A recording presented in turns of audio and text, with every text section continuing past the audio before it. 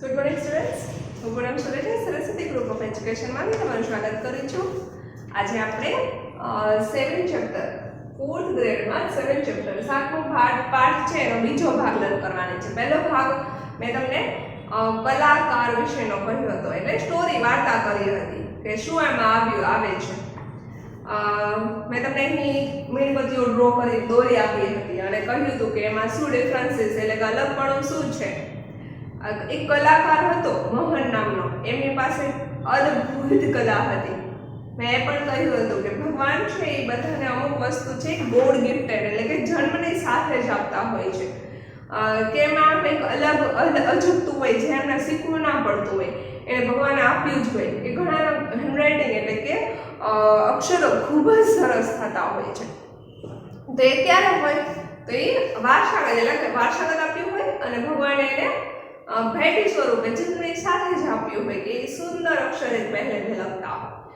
ઘણાને છે સ્વર કંઠ સ્વર છે એટલે કે ગાયન ગાવાનો અવાજ જે છે ખૂબ જ મીઠો આપ્યો હોય કે આપણને સાંભળવું ગમે. કર્ણપ્રિય એટલે કે કાનને સાંભળવું ગમે એને કહેવાય કર્ણપ્રિય.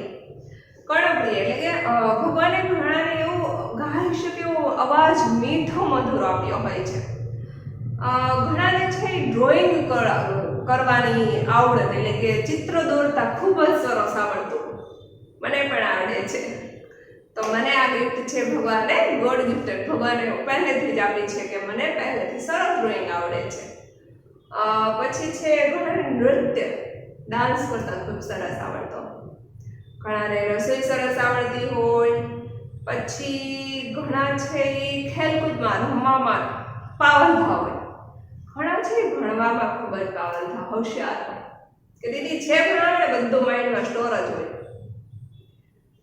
પછી ઘણાને ગણિત ખૂબ ફટાફટ આવડી જતું હોય, ફાવી જતું હોય. ઘણાને અંગ્રેજી ફટાફટ ફાવી જાય, ઘણાને ગુજરાતી સરસથી ફાવી જતું હોય. આવી રીતે અલગ અલગ બધાની અંદર ભગવાન કંઈક ને કંઈક ખૂબીઓ નાખેલી છે. તો એ મોહન છે એવો જ કલાકાર હતો, કલાકારની ભૂલ. હવે મોહન છે એવો જ કલાકાર હતો અને પોતે જતા પહેલા એવું વિચારે છે કે હું હવે મરી જવાનો ટાઈમ મારો આવ્યો છે, મરવાનો તો બધાને એક દિવસ છે. તો મારે એવું વિચારે છે કે હું જાવ એ પહેલા દુનિયા આખી મને યાદ કરે એવું કંઈક કામ કરીને જાઉં. તો મોહન છે એ પોતાના જેવી 10 મૂર્તિઓ બનાવે છે, સેમ ટુ સેમ, આબેહૂબ એટલે કે એના જ જેવી, એમાં જરાય પણ અલગપણું ના હોય ને એને કહેવાય આબેહૂબ કહેવાય. અને પછી યમદૂત એને લેવા માટે આવે છે ને તો એ યમદૂત પણ છેતરાઈ જાય છે, યમદૂત પણ બની જાય છે એટલે કે છેતરાઈ જાય છે. ઓળખી નથી શકતો કોને? મોહન એટલે કે સાચો મોહન કોણ છે.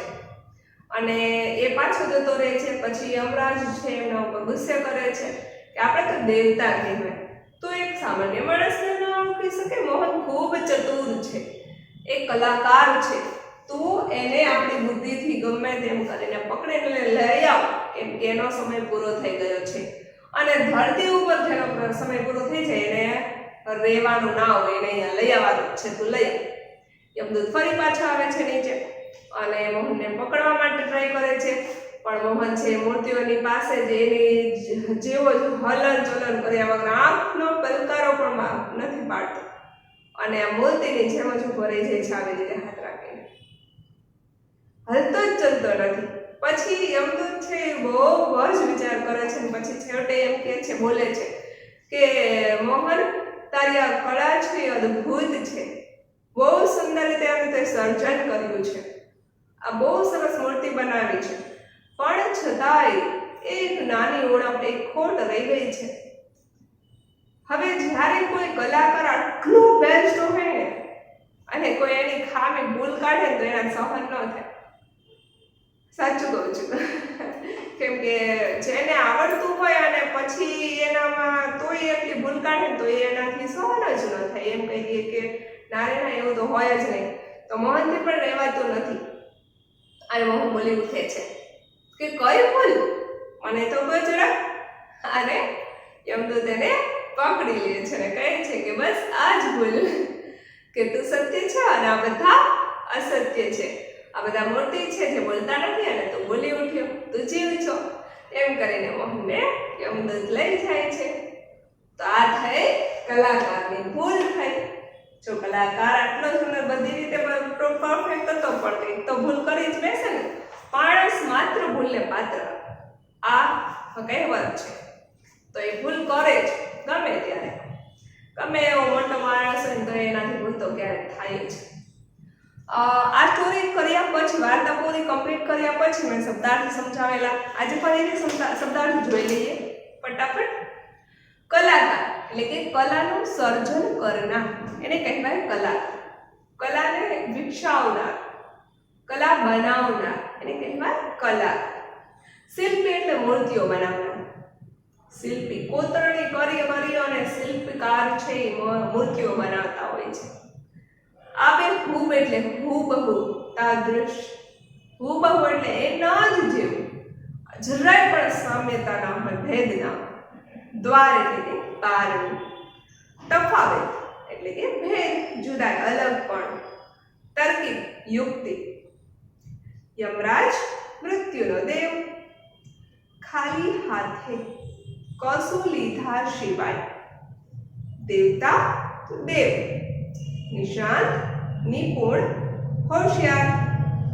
તુચ્છ નજીવ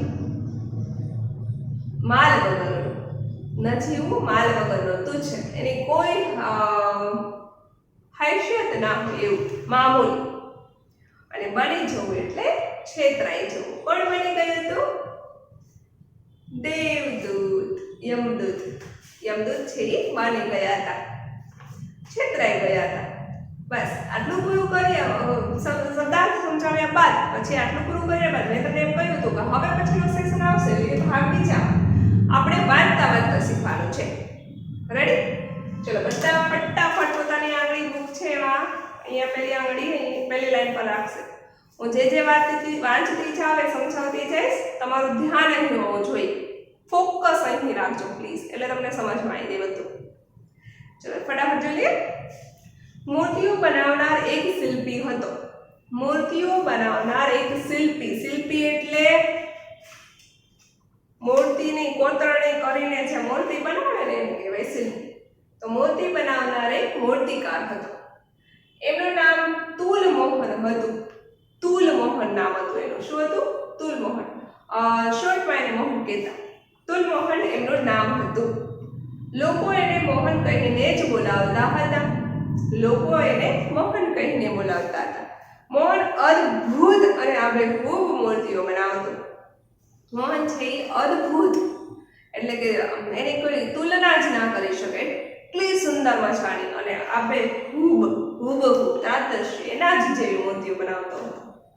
તે મૂર્તિઓ જોઈને ભલભલા દંગ રહી જતા હતા. મૂર્તિઓ એવી બનાવતો કે ગમે તે લોકો જોઈને ભલભલા લોકો દંગ રહી છે કે મોઢામાં આંગળી નાખી છે, એના પાસે બોલવા માટે એક શબ્દ ન હોય કે આને શું વખાણ કરવા. એક વખત તેણે પોતાના એક મિત્રની મૂર્તિ બનાવેલી. એક વખત એનો મિત્ર, બેસ્ટ ફ્રેન્ડ હોય ને, એની મૂર્તિ બનાવી. મિત્રની મૂર્તિ જોઈને શિલ્પીના મામાએ મીઠાઈ અપાવવા માટે મિત્રને બજારમાં લઈ જવા કેટલોય આગ્રહ કર્યો. હવે પણ કઈ મૂર્તિ ચાલે ખરી? હવે શું થાય છે કે એનો મિત્ર છે, મિત્રની મૂર્તિ બનાવે છે તો એના મામા આવે છે. કોના? તુલમોહન, મોહનના મામા. અને એને મીઠાઈ ખાવા માટે લઈ જવા એના મિત્રને ખૂબ આગ્રહ કરે છે કે હાલો તને મીઠાઈ ખાવા લઈ જાઓ, બજારમાં ચાલ. પણ મોટી કઈ ખોટ થોડી બોલે, એ તો મૂર્તિ હતી. આખરે મામાને જાણ થઈ કે આ તો પથ્થરની પ્રાણ વગરની મૂર્તિ છે. બોલો એ કેવી મૂર્તિ હશે કે મામાને એવું જ લાગતું હતું કે આ તો મૂર્તિ નથી, આ તો એનો મિત્ર છે. તો એના મિત્રને બજારમાં મીઠાઈ ખાવા લઈ જતો હતો. પણ આ મૂર્તિ કઈ થોડી ચાલે, એ થોડી બોલે. કેટલોય પ્રયત્ન કર્યો પણ પછી મામાને ખબર પડી કે આ મૂર્તિ, આ તો પથ્થરની મૂર્તિ છે, એનો મિત્ર નથી.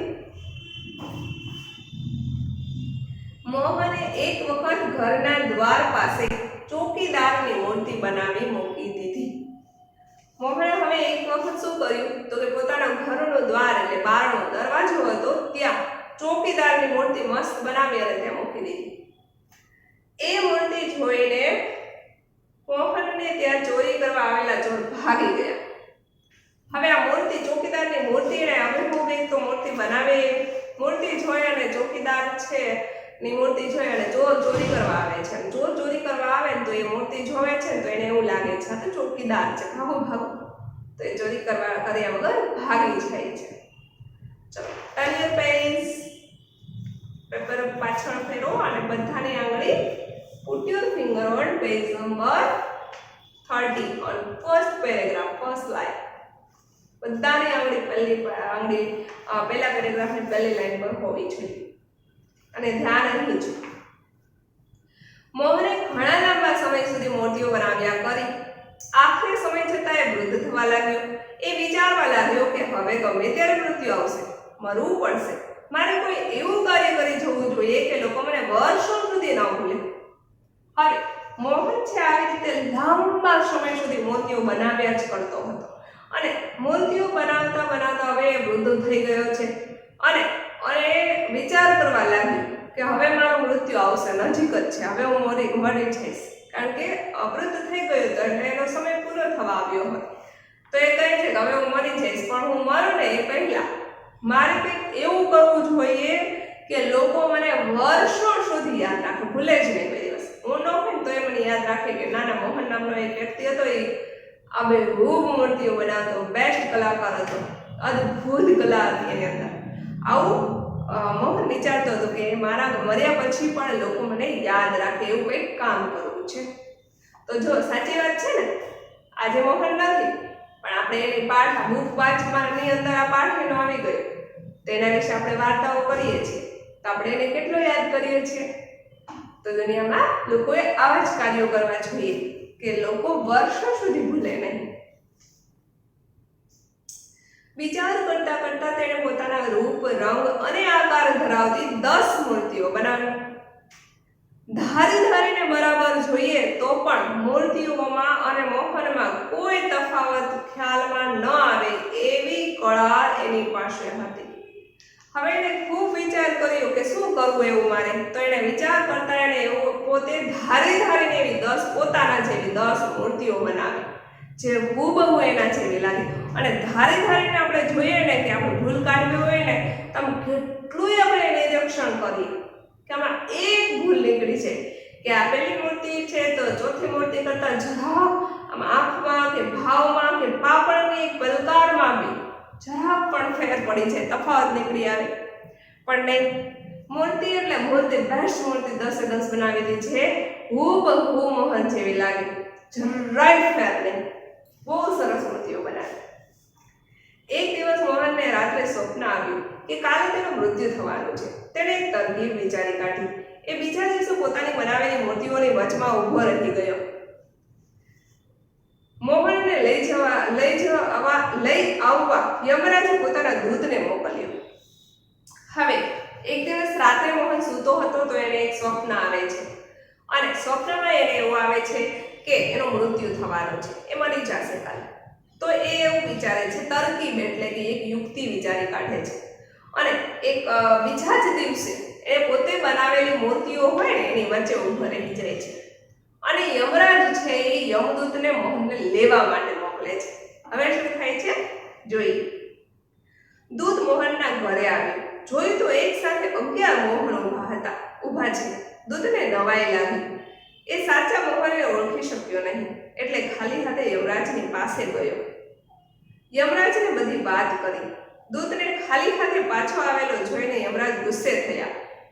જો હવે અહીં આગળ મોહન છે એ આ મૂર્તિઓની વચમાં ઊભો રહી જાય છે અને યમરાજ છે યમદૂતને નીચે મોહન લેવા મોકલે છે પણ યમદૂત છે એ આ સાચા મોહનમાં 10 નીચે જોઈ છે તો 11 મોહન ઊભા હોય તો એ 11 મોહનમાંથી સાચો એક મોહન કોણ છે એને ખબર જ નથી પડતી એ ઓળખી જ નથી શકતા કેમ કે મૂર્તિઓ જેણે એવી સરસ આબેહૂબ મોહન જેવી બનાવી હતી પોતાના જેવી બનાવી હતી તો અહીંયા આગળ એ ઓળખી નથી શકતા ને તો એના કારણે એ પાછા યમદૂત છે ઈ યમરાજની પાસે જતા રહે છે ખાલી હાથે, અને ખાલી હાથે આવેલા યમદૂતને જોઈ યમરાજ ખૂબ ગુસ્સો કરે છે એના ઉપર અને કહે છે, યમરાજે કહ્યું, મૂર્ખ, મોહન એક જ છે, પણ એ બુદ્ધિશાળી કલાકાર છે અને તું એનાથી બની ગયો?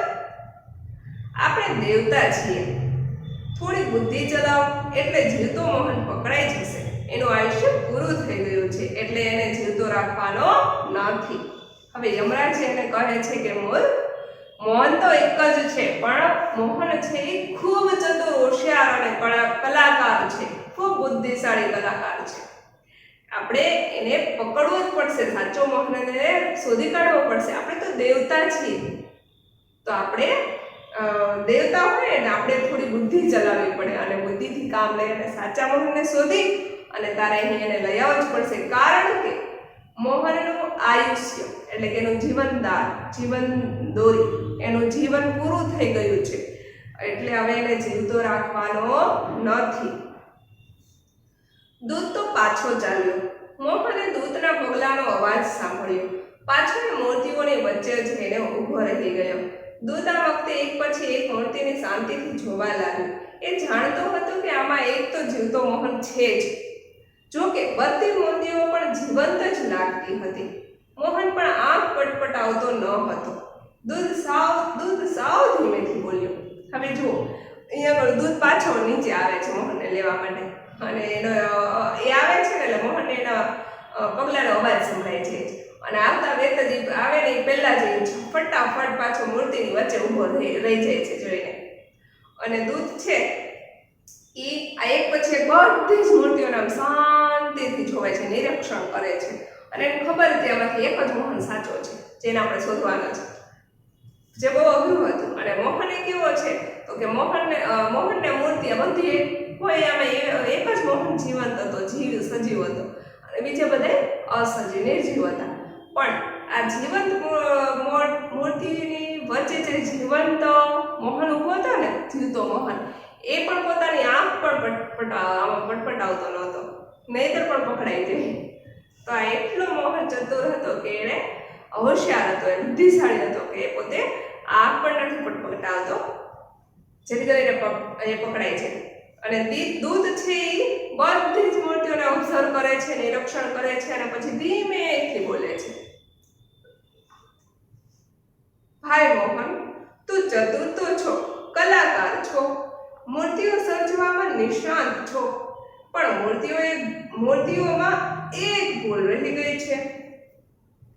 જો એ ભૂલ ન હોય તો તારી બધી મૂર્તિઓ જીવંત લાગત, પણ એ ભૂલને લીધે આ મૂર્તિઓની કિંમત સાવ તુચ્છ છે. હવે આ યમદૂત છે એ આવું બોલે છે ધીમેથી કે ભાઈ મોહન, તું ચતુર તો બહુ જ છો, કલાકાર એ બહુ સારો છો, પણ મૂર્તિઓ સર્જવામાં નિષ્ણાત પણ છો, એટલે કે મૂર્તિઓ બનાવવામાં ખૂબ જ પારંગત છો, પણ મૂર્તિઓ બનાવવામાં એક ભૂલ કરી છે તે, અને એ ભૂલના જ કારણે આ બધી મૂર્તિઓ જીવંત જ લાગત, એટલે કે આ સાચી મૂર્તિ જીવતી હોય એવી જ લાગત, પણ તે એક ભૂલ કરી છે ને એટલે જીવંત નથી લાગતી. અને એ જીવંત નથી લાગતી ને એટલા માટે આ બધી જ મૂર્તિઓની કિંમત તુચ્છ છે. તુચ્છ એટલે નજીવી, સાવ કિંમત ન હોય, બેકાર, સામાન્ય એમ.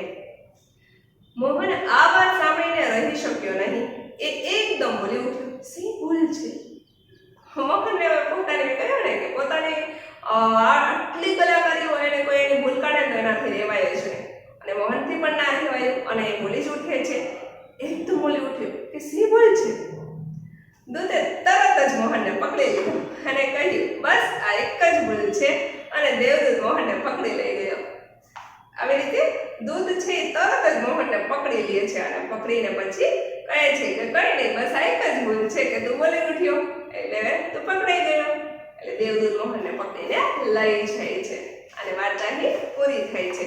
પણ જે કંઈ બી થયું, એટલે કે મોહને પોતાની કલાકારી, જે ચતુરાઈ, જે બુદ્ધિનો ઉપયોગ કર્યો, જે કંઈ પારંગત એ પોતાના કલામાં હતો, નિષ્ણાંત હતો, એ પાવન થા ત્યારે પણ આપણે એનો એક જ પર્વ હતો ને કે લોકો, દુનિયા, સમાજ એને વર્ષો સુધી યાદ રાખે, એના ગયા પછી પણ એને કોઈ ભૂલે નહીં, એની એક જ મનસા હતી, એક જ એની અભિલાષા હતી. તો એવું જ બન્યું. આજે પણ મોહન નથી પણ આપણે એને બધા યાદ કરીએ છીએ ને, બરાબર ને? તો આ જેની નિષ્ણાત એની કલાકારી છે, એ જે સર્જવામાં, જે કલાકારી એણે શિલ્પી મૂર્તિઓ બનાવવામાં જે કલા કરી હતી, જે કાર્ય એણે જીવનમાં કર્યું, આજે આપણે એને યાદ તો કરીએ છીએ કે મોહન નામનો એક કલાકાર હતો જે આ બેહૂબ મૂર્તિઓ બનાવતો હતો, પોતાના જેવી, બિછાના જેવી કોઈ, તો એને યાદ કરીએ છીએ. તો જીવનમાં આપણે પણ એવા કાર્યો કરવા જોઈએ કે લોકો, સમાજ, દુનિયા આપણને ક્યારેય ના ભૂલે, વર્ષો સુધી યાદ રાખે, એવા કાર્યો કરવા જોઈએ. અને એના માટે શું કરવું પડશે? ભણવું પડશે. તો બાળકો ભણજો. અત્યારે ભણવાની મેં તમને શરૂઆતમાં જ કહ્યું કે ભણવું, નોલેજ, એજ્યુકેશન છે એ કેટલું ઇમ્પોર્ટન્ટ છે.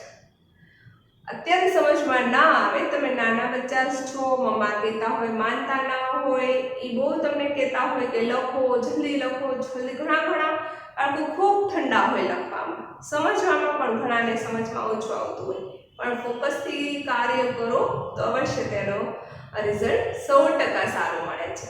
એના માટે ભણવું ખૂબ જરૂરી છે, ધ્યાન આપવું ખૂબ જરૂરી છે. ચલો આપણે અહીંયા આગળ કલાકારની ભૂલ ભાગ બીજો પૂરો કર્યો છે. હવે આપણે 7મા પાઠનો 3જો ભાગ આવશે, ત્યારે આપણે શું કરીશું? કલાકારની ભૂલ તો આપણે લઈ લીધી, તો હવે આપણે એના વિશેના જે સ્વાધ્યાય છે એ સ્વાધ્યાયને ભણીશું. ઠીક છે? આગળનો પીડીએફ હોમવર્ક છે એ પીડીએફમાં હું મોકલી આપીશ. અને હા, ખાસ મેં તમને આજ વખતે, આજે જે આ લેક્ચર બાદ જ્યારે હું પીડીએફ હોમવર્કમાં કરીશ ને, ત્યારે પેજ નંબર આ ખાસ જોઈ લેજો બાળકો, પૂરા ફોકસથી આ જોઈ લેજો, સાંભળજો. પેજ નંબર 20 એટલે કે પુનરાવર્તન આપણે લીધું હતું, પુનરાવર્તન 1. પેજ નંબર 20 છે બુકમાં.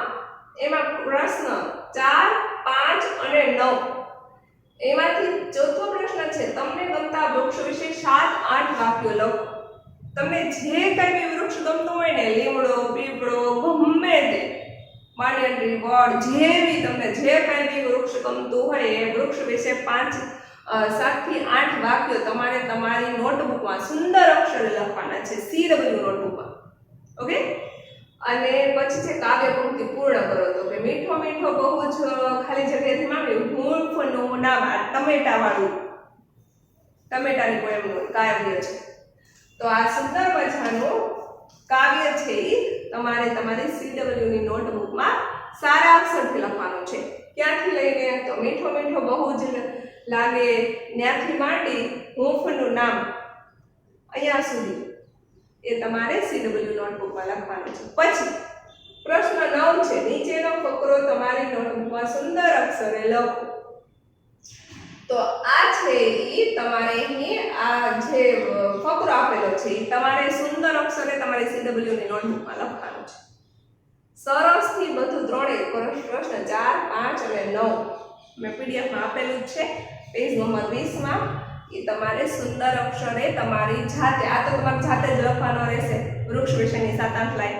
પછી કાવ્ય છે, તો કાવ્ય તમને આવડતું હોય તો સરસ, ના આવડતું હોય તો બુકમાં આગળ આપેલું છે, યાદ કરી લેજો, આપણે એક્ઝામમાં લેવા થશે તો કાવ્ય પાકું કરવું જરૂરી છે. અને આ છે ફકરો, તો આ સુંદર અક્ષરે લખવાનો છે. ગુજરાતીમાં આવા પ્રશ્નો આવે છે કે સુંદર અક્ષરે જોઈને લખવાનું હોય ને, એને તમે સારા માર્ક્સ લઈ આવી શકો, તમે ધારો તો. અને એમાં ખાસ ધ્યાન શું રાખવાનું હોય? તો કે અલ્પવિરામ, પૂર્ણવિરામ, ઉદ્ગાર, ક્વેશ્ચન માર્ક, કોમા, આ બધાનું સરસથી ધ્યાન રાખવાનું હોય કે અને અક્ષર પણ સુંદર કરવાના હોય. તો આ ફકરો તમારે CW માં લખવાનો રહેશે. ફરીથી કહી દઉં છું, પેજ નંબર 20 ઉપર પ્રશ્ન 4, 5 અને 9 CW ની નોટબુકમાં તમારે લખવાનો છે. પીડીએફ નોટ કરેલી જ છે અને અત્યારે ખાસ સમજી લીધું છે તમે. ચલો હવે નમસ્કાર.